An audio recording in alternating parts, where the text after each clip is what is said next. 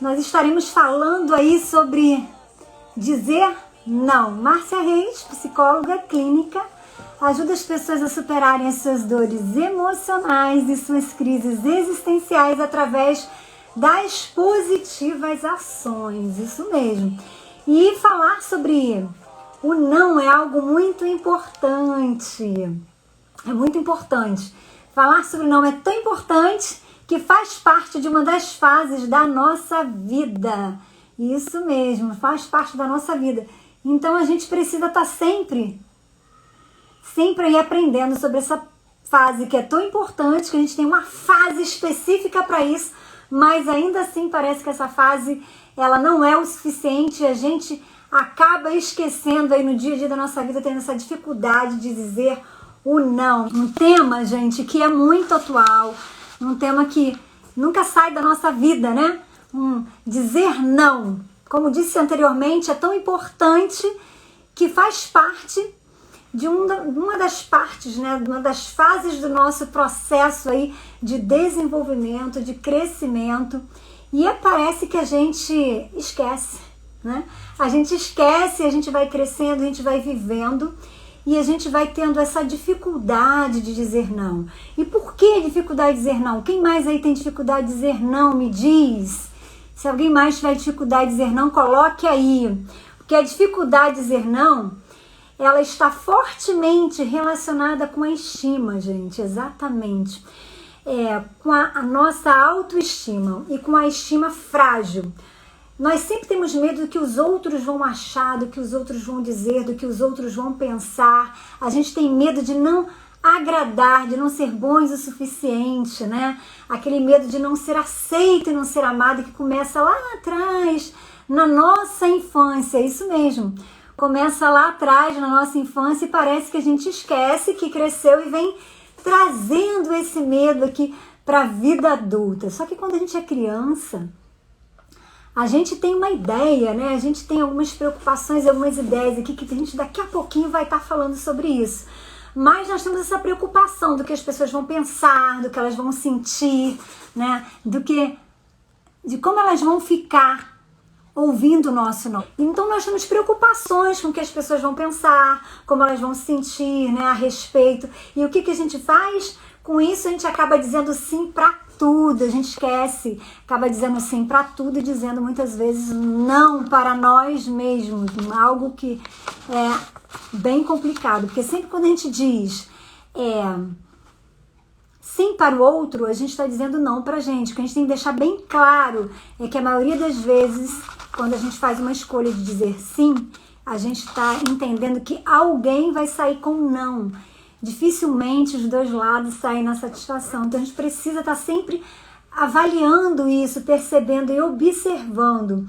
E se a gente começa a dizer sim para tudo, né? A gente vai crescendo e vai aprendendo a dizer sim para tudo desde pequena. Por quê? Porque a gente vai entendendo, a criança dentro de nós, ela tem uma forma muito inocente e muito bonita de amar, né? De se defender e de achar as coisas e de se colocar diante das coisas. Então ela cresce de uma forma às vezes muito passiva na sua comunicação, porque ela evita ali o sofrimento. E todas as pessoas, digamos assim, têm dificuldade de dizer não, provavelmente elas têm uma certa passividade na sua comunicação. Ela tem dificuldade de se expor, de se colocar na sua convivência. Exatamente por conta dessas questões que elas traz aí da sua convivência, da sua experiência de vida. Exatamente isso. E o que acontece? Essa criança que tem lá dentro de nós, que a gente falou uns dias atrás, essa criança inocente, de uma forma bonita ela vê o amor, né? E ela entende o seguinte, que o amor ele faz bem, né? Quem ama faz bem, amar faz bem. E aquilo que fere, aquilo que machuca, não é amor, não é coisa boa, não é do bem. Ela cresce aprendendo isso. Foi assim que a gente aprendeu com os nossos pais, né? Essa forma generosa de amar, essa forma de ser e de estar. Era essa compreensão. Então isso faz o quê? Isso faz com que a gente acredite que na maioria das vezes o amor ele só se manifesta através dos cuidados e das coisas boas. E que o desamor ele geralmente surge nas relações quando há um determinado desconforto, quando há incômodo, quando a coisa não é agradável, quando não é bom. Quando a gente começa a entender isso dessa forma, a gente fica com dificuldade de ser o que a gente é, de se expor, de colocar o que a gente sente quando aquilo parece que não é positivo, quando aquilo parece que é negativo. Exatamente isso. Então, o que acontece? Com isso, a gente acaba tendo dificuldade de expressar os nossos reais sentimentos, aquilo que realmente está fazendo parte da gente. Nada mais lindo e nada mais belo, né? Porque depois que a criança pensa tudo isso, né? Porque ela pensa de uma forma bonita, bela, e ela tenta não desagradar, porque provavelmente ela não sabe lidar com a dor. O que acontece, né? Isso é natural, gente, no mundo da infância, no mundo da criança. Mas nós não somos infantis, nós não somos criança, pelo menos não devemos ser, não combina com a gente esse comportamento infantil. Então, quando isso acontece, provavelmente quando ela tem que dizer um não, quando ela tem que pensar que ela está desagradando alguém, que ela está entristecendo alguém, o que começa a ocorrer? Ela começa a sofrer com isso, né? Ela começa a ficar com culpa. Então ela aprende a lidar com as pessoas, ela aprende a lidar com as coisas, ela aprende a se expressar e aprende a arrumar um lugar onde ela não se sente culpada nas relações, onde ela não se sente ativa, causando, de repente, um sofrimento, ou onde ela também é preservada de muitos sofrimentos e ela aprende que isso também é o bom, é o que tem que ser. E é isso que é uma relação saudável, que é uma relação de amor. E, na verdade, uma coisa interessante que acontece. O pai que nos deixou, né, a mãe que nos agrediu, aquele irmão que muitas das vezes nos traiu, o namorado que traiu, o irmão que nos abandonou, ou seja, tudo isso que a gente passa na família, que a gente passa com as pessoas, que a gente passa no meio social, tudo isso vem nos ensinando a inteligência emocional, vem nos ensinando a lidar com a nossa vida, vem nos ensinando a lidar com as dores, vem nos ensinando a lidar com os nãos, que são necessários para a vida. Então, muitas vezes, quando nós somos, digamos, protegidos de ouvir o não, a gente tem dificuldade de lidar com o não. E quando a gente ouve muito não, a gente também tem dificuldade de lidar com o não. É difícil saber essa linha do meio termo, mas o que a gente precisa entender é o seguinte, que para que a gente possa ter inteligência emocional, é importante que a gente lide com as perdas, com as dores, e que a gente tenha uma ideia de que o amor, ele não é essa coisa doce, agradável, né? E que todo cuidado não é só essa coisa gostosa, boa, as coisas, as sensações de incômodos, as dificuldades, as conversas sérias. Entristecer faz parte, dizer não faz parte, é tão importante quanto dizer sim. Então, nós aprendemos lá atrás que ferir os outros é uma coisa ruim.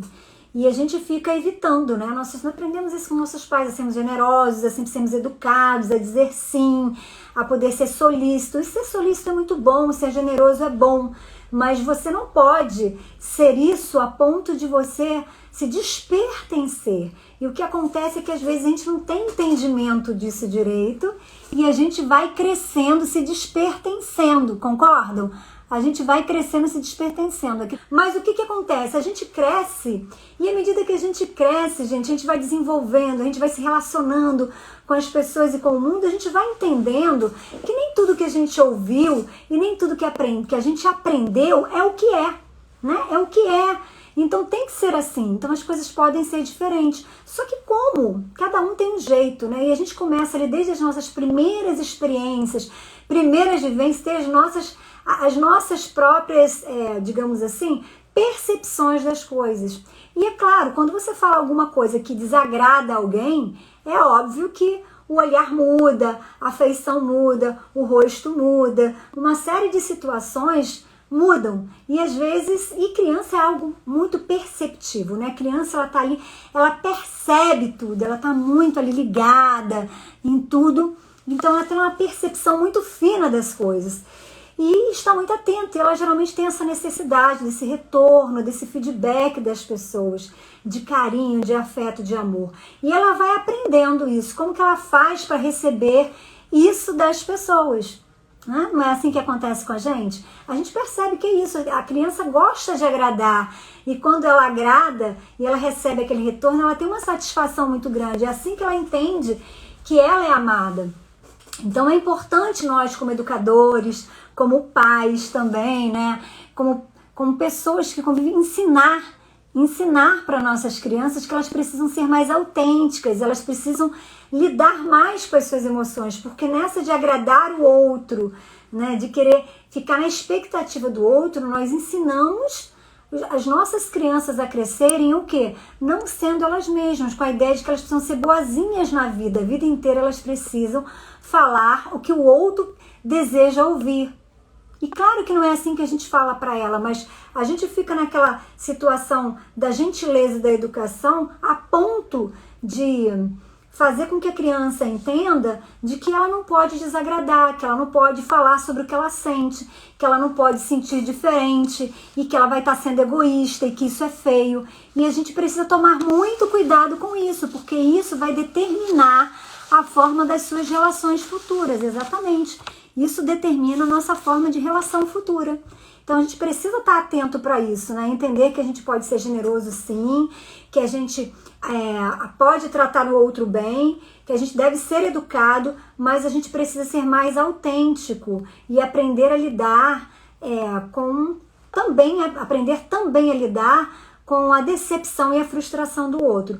Então a gente vai na vida, a gente não tem como não fazer o outro sofrer, né? A gente não tem como, como dizendo assim, a gente não tem como agradar o tempo todo, nós vamos acabar ferindo.